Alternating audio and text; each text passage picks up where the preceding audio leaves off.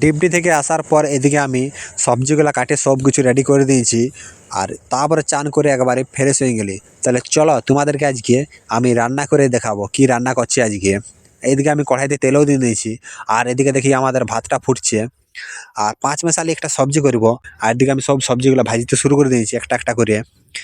আর guys, duty থেকে আসার পর রান্না টান্না করতে মন যায় নাই।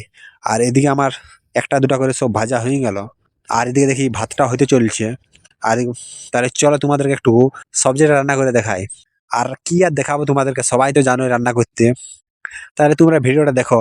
আর গাইস, ভিডিও করার টাইম পাচ্ছি না সেরকম একটা।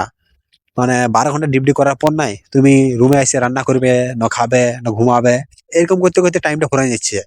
ভিডিও ভাবছি এবার থেকে কি করব, ভিডিও বানাবো না বন্ধ করে দিব। আর একটা নেশা হয়ে গেছে গাইস, মানে সবার একটা একটা নেশা থাকে, ভিডিও না করলেও মানে মনটা কেমন লাগে, মানে আজকে একটা ভিডিও হলো নাই।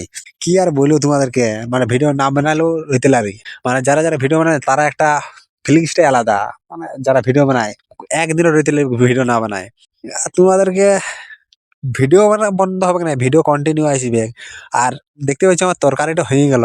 ফালতু বিগলাই দিলে একটুকু। তরকারিটা হওয়ার পর এদিকে আমাদের একজনকে দিয়ে দিলি টেস্ট করতে লেগে কেমন হয়েছে। এদিকে বলছে দারুণ হয়েছে আজকে সবজিটা। তাহলে গাইস, ভিডিওটা আমার এই পর্যন্ত ছিল, কি আর বলবো তোমাদেরকে। তাহলে দেখা যাচ্ছে পরবর্তী ভিডিওর সাথে।